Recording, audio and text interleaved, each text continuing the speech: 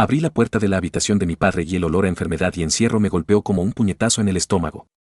Allí estaba él, don Rodrigo, el hombre que una vez levantó un imperio textil con sus propias manos, reducido a una sombra pálida bajo las sábanas de seda. Hacía 3 años que no lo veía, desde que decidí marcharme a Londres huyendo de la asfixiante presencia de su nueva esposa, Isabel.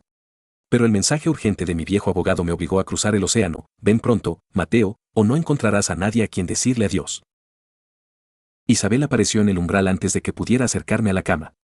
Seguía siendo una mujer hermosa, de una belleza fría y afilada como un bisturí, vestida con un conjunto de diseñador que parecía demasiado alegre para una casa en duelo. A su lado estaba Bruno, su hijo de un matrimonio anterior, un tipo que siempre me había mirado con un resentimiento mal disimulado.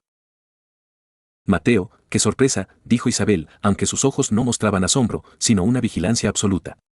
Los médicos dicen que tu padre necesita reposo absoluto. No deberías estar aquí molestando su sueño. Es mi padre, Isabel. Y esta sigue siendo, legalmente, mi casa, respondí, sintiendo cómo la tensión subía por mi cuello. ¿Qué le está pasando? En las fotos que me enviabas hace un mes se veía mucho mejor.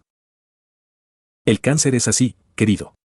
Un día estás bien y al otro te apagas, intervino Bruno, dando un paso hacia adelante con una actitud intimidante. Deberías agradecer que mi madre ha estado aquí cuidándolo día y noche mientras tú te dabas la gran vida en Europa. Me quedé en silencio, observando a mi padre. Su respiración era errática, superficial. Me acerqué y le tomé la mano, estaba helada. Al mover la sábana, noté un pequeño frasco sobre la mesa de noche. Isabel se apresuró a recogerlo, pero fui más rápido. Era un sedante de uso hospitalario, una dosis que me pareció excesiva para alguien en su estado. Cuando nuestras miradas se cruzaron, vi por un segundo un destello de pánico en ella, que rápidamente ocultó tras una máscara de indignación.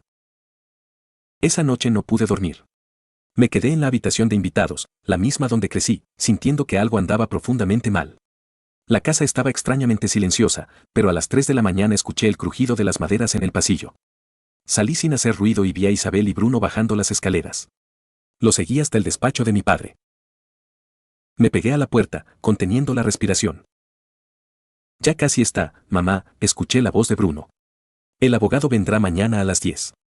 Con la nueva firma del testamento, el 50% de las acciones pasan a nosotros y el resto a esa fundación que controlamos. Mateo se quedará con las migajas y no podrá reclamar nada.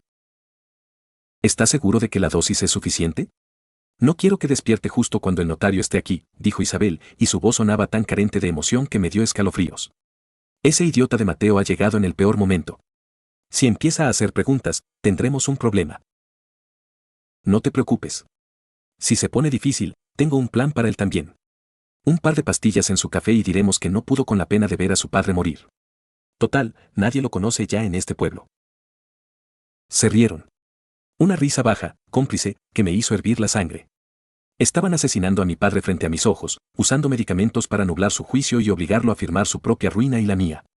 Sentí un impulso violento de entrar y destrozarlos, pero sabía que necesitaba pruebas. Volví a mi habitación, con el corazón martilleando contra mis costillas. A la mañana siguiente, bajé a desayunar fingiendo que no sabía nada. Isabel me sirvió una taza de café con una sonrisa que ahora me parecía el gesto de una hiena.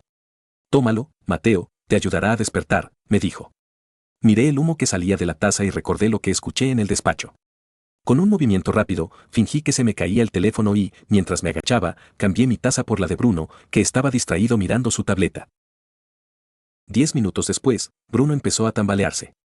Sus ojos se pusieron vidriosos y su cabeza cayó pesadamente contra la mesa. Isabel gritó, asustada. Bruno.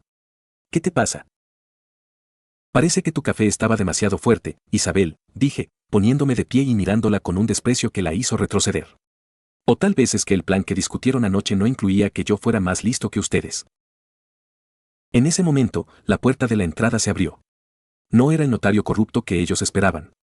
Era mi abogado, acompañado por un equipo de paramédicos independientes y 2 oficiales de policía que yo había contactado al amanecer. ¿Qué significa esto? Chilló Isabel, intentando bloquear el paso hacia la escalera. Fuera de mi casa. No es tu casa, Isabel, dije, mientras los paramédicos subían a la habitación de mi padre. Esta casa y la empresa están bajo una auditoría forense desde hace 2 horas. Y mi padre va a ser trasladado a una clínica privada donde tú no tienes acceso. Subí corriendo tras los médicos. Encontramos a mi padre semiconsciente. Los paramédicos examinaron los frascos que yo había logrado esconder la noche anterior.